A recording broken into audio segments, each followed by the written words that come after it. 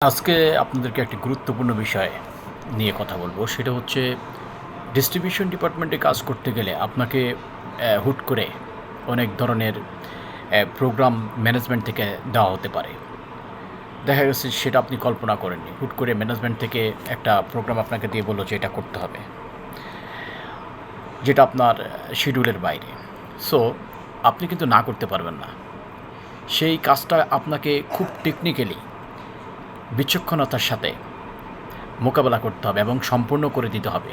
ম্যানেজমেন্টের ডিমান্ড এবং চাহিদা অনুযায়ী সময় মতো কাজটি করে দিতে হবে। এক্ষেত্রে আপনি যেই রোলগুলো প্লে করবেন তার মধ্যে গুরুত্বপূর্ণ হচ্ছে যে আপনার সময় এবং কতটুকু কোন কাজের ফাঁক রয়েছে সেখান থেকে আপনাকে সময়, ভেহিকেল অর লজিস্টিক যে সাপোর্ট সেগুলো অ্যারেঞ্জ করতে হবে এবং ম্যান পাওয়ার কোথায় কোন মানুষটা এবং আপনার যেই ডিস্ট্রিবিউশন ডিপার্টমেন্টের ম্যান পাওয়ারের যারা কাজ করতেছে তাদের সেখান থেকে লোকগুলোকে শর্টিং করে নিয়ে আসতে হবে।